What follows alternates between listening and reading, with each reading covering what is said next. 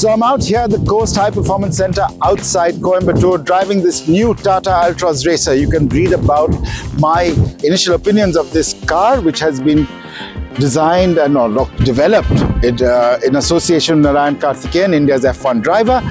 But in this story, I'm actually going to be talking about the colors of cars and this atomic orange dual tone paint scheme that the Tata Altroz Racer has.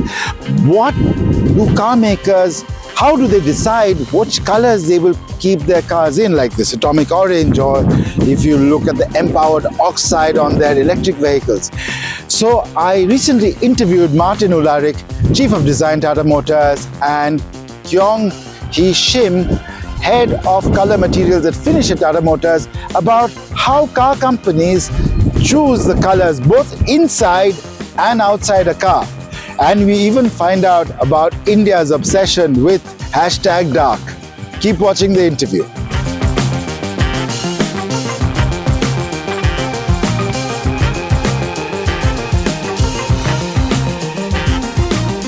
I want to understand from a designer's perspective, how important are colors, and when do you choose the colors that the final colors you have on a car during the design process? All right, I'll answer it briefly, and then Kyeong-Hee, my colleague here, who's head of color and materials and finish, can also elaborate on my answer. I mean, color is very important to our products and to our brand. It expresses the personality and the character of the product. So as you mentioned, the punch as one example. But you see that with all of our portfolio, each model is its own character. And you've seen with the recent MCEs, with the Nexon and the Harrier and the Safari, how we're using color to really, sort of underline the character of what the car is, what the product is, and who the customer is. How we choose the colors, it's a very long process, and it's actually a very structured process in the sense that we analyze trends, we analyze customers, demographics, and not just automotive point of view, but consumer products, social trends, and so forth. And then we predict, like all designers, we predict what we think those customers will be wanting from a aesthetic point of view, like, this is a nice color, this is a very fashionable color, this is the 2024 color, for lack of a better word. But at the same time, we also see, how those colors and materials can capture the sort of excitement that the customer has about a product. Yes, so the color, obviously, if you ask me the question, I'll say color is very important. That's what I do. In spite of what people may think, that you can just pick and apply the color for next day. Actually, there's quite a lot of a preparation and a work going on behind the scene, like Martin said. So the CMF work starts around the same time as the exterior and interior designers. Obviously, we have a constant communication with the exterior and interior team, because at the end of the day, what we do is complementing what the other function have done. So if I create color which is not complementing exterior, for example, then probably I'm not really doing my job, because at the end of the day, what we want to create is a very, very strong brand based on the product consumer brand, which can ultimately complement and then show the product we are creating in the best of the light. So we start the color concept development around the same time as the exterior and interior design, and by the time we finish design of the color is probably about 18 months before the start of production. The reason for this is automotive environment is a very harsh environment. I mean, you're from India, and you probably understand that it's very strong sunlight and sometimes a monsoon. Whatever we are creating as a color and material should be able to withstand all these external and internal harshness, and then your color shouldn't be fading and all that. So what we are doing as a designer is a part of the creation, and also we need to have support from the engineering. We need to have a feasible solution for the material, whether it's a paint or fabric or leather and so on. So that's why it's actually really, really long process. In spite of people may think that actually I like this color, we're going to use this for tomorrow. That's never the case. So you have to test the colors out because the UV testing, I've seen it in some other brands in the Nevada desert, they keep the... Exactly, yeah. That's right, that's right. You're analyzing trends today that will happen in 2026. Oh yeah. Of course, yeah. Yeah. Happen in 2026. Yeah. That's right. I mean, everything that we have on the shop floor right now is, we have products that are going to launch in 27, 28, and they're already, being worked on in the studio. So the same with the color team. We have, designers in both the UK and in India across the two studios. And they're looking at every angle. So there is an art and science, as you kind of identified. There's the artistic side, which is, social trends, creative trends. But then there's actually the science of it, which is actually creating this and validating it and implementing it. So it's actually quite a fascinating process. It is, yeah. So how did you choose that halo color? And is it a joint decision between you guys as the designers and marketing? I mean, what goes into that process? Yeah, I'll answer at least one part of it. I mean, you mentioned the Harrier to begin with. We've launched this fearless yellow on the Harrier. It's a really bold color. To be honest, it started out with the persona strategy. So, we have, 3 to 4 personas per model.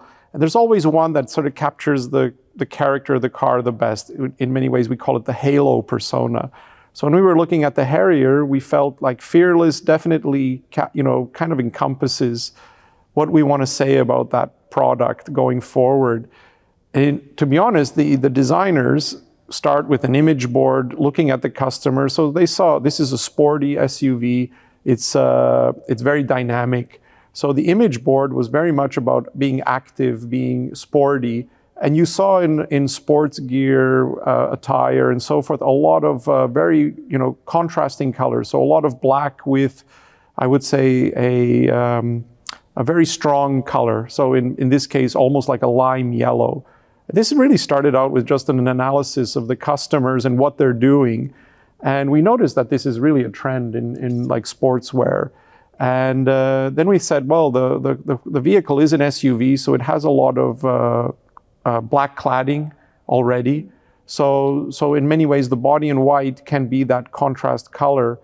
And it starts basically like a process like that. Of course, then the design team presented, this very like strong idea to management. To be honest, the first reaction from management was, is this really, are you guys serious, And, but once they saw the car and they saw that there's a logic to it, they, it kind of grew on management, and marketing is a very integral part of this because they have to obviously sell the vehicle and communicate this. And again, this is a halo color. The portfolio, it represents a small percentage of sales, but it's the signature color, if you want. And most of our products now have a signature or a color like that. So that's just one example of how we did it. Okay, I want to also get to, as you said, the halo colors have a small percentage of sales. A vast majority of cars sold in India, I'm sure across the world, still remain white and silver. Mm. You've done it with your electrics. You've got that empowered oxide, a very, very bright white, which really does stand out, to be very honest. But how do you do that?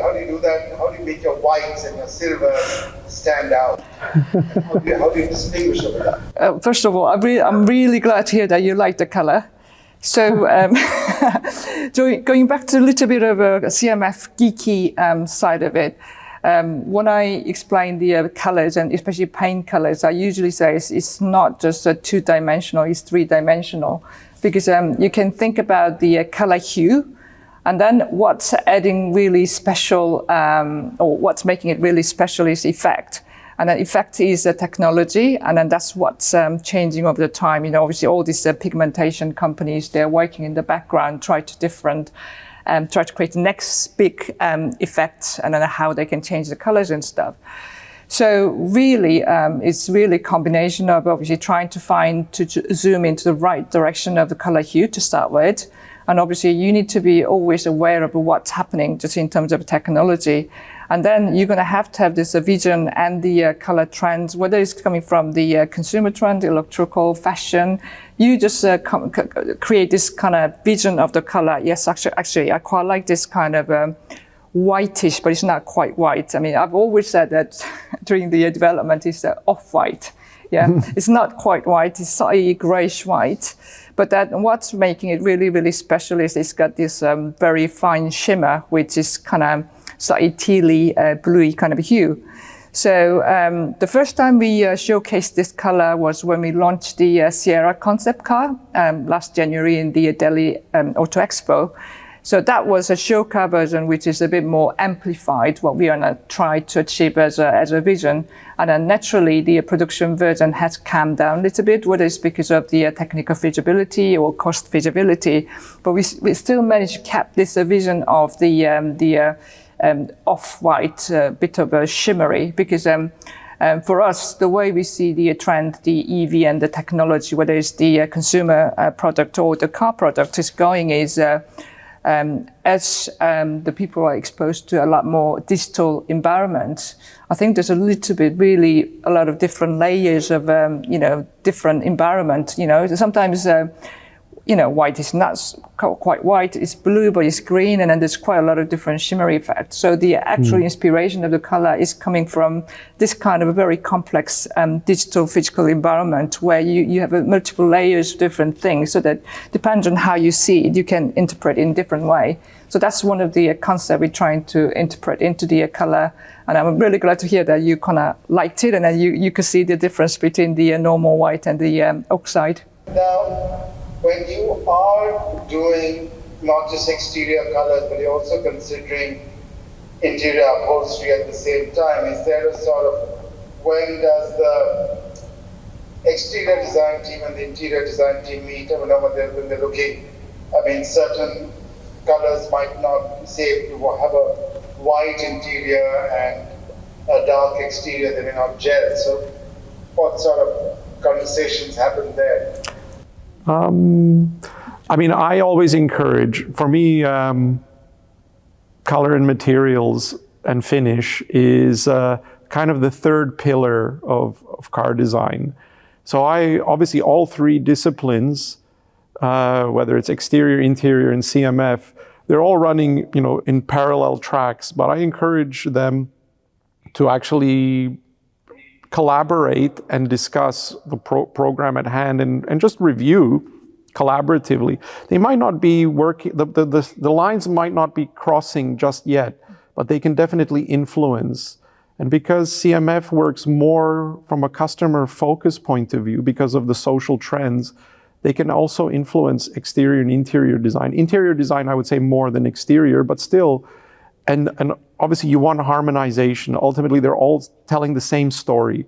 So if you're designing a Nexon, for instance, they're all designing a Nexon, and they're all kind of communicating through design what they think a Nexon should be in their own way. So you want them to also kind of, at least at one point, converge so the customer sees one story, So to be honest, it just comes down to just dialogue. It's a studio, it's a collaborative industry, so you want, go have a look at what they're doing and go have a look at what this person is doing or that person, and just conversation and dialogue is the key to, coming up with something together. My personal pet peeves has been the dark range, it sells to black colors, but we are a hot, sunny country, and you're taught in school that dark colors absorb heat. Yes. So it makes no sense to have a dark color in a country like India. But the dark range has become really popular for Tata Motors. Why do you think that is the case? Why do you think people in India like dark and some people in other parts of the world like lighter colors? What sort of, when you find out these trends, are you puzzled at times as well? Yeah. Very good question, by the way. If you look at the global color sales, doesn't matter which part of the world you are at, I'm just talking about exterior colors, about 70% or 70 to 90%, 80% of the color sales comes from neutral colors. For the last 10, 15 years, probably white has been the best-selling colors, but black has always been second and third best-selling colors globally. But I understand that India is a special case because it's a really hot country and then black naturally doesn't really go with it. However, I think what we are trying to project with the #dark series is we are actually putting this car on top of the our normal series vehicle. So this is a more premium. It's got this very strong stance. So I think what #dark really stands for is this premiumness. And also because it's kind of all black, it's got a little bit of a stealthiness coming with it. So it's premium, but it's not really shouting out really loud, but still it's noticeable because you don't really see the dark car very often in India. So I think for that reason, it's actually commanding certain kind of the stance, some kind of status, which people seem to like because it's a premium, but it's not really, for example, like a Harrier, the Fearless Yellow, which is really noticeable. It's not too much standing out, but you still have this kind of, pride and stance with it. I presume that's probably why people like it. It's definitely, it's very much an assertive look at me. It's obviously, from an India car landscape point of view, it was something new and different. So it already stood out. As Kyeong-Hee says, it always communicates premiumness, confidence, which goes hand in hand with the sort of high-end SUVs, especially Harrier and Safari, and most of the portfolio where these colors are basically, now a very large percentage of our sales. And yes, from a practical, functional point of view, as you said, maybe it doesn't make sense as a hot country, it kind of goes counterintuitive, but the same thing could be said with clothing. You could say in India, everybody should be wearing a white or light color. But the reality is, if you look at the way people are dressed walking down the street in any city in India, people are communicating their own personality, character, status, and so forth, through their clothing as much as with their vehicles. And so I'm actually not surprised. I'm actually happy to see that, you can change the status quo with such a simple thing. So the color on the car is a projection of your image. You're projecting. Definitely, I think the #dark is in many ways a lifestyle choice, just like the choice of the product or the clothing you're wearing.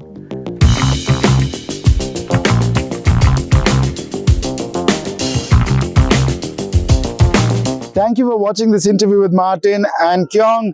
I hope you got to understand a bit more about how car makers choose the colors and finishes and the materials they use on cars.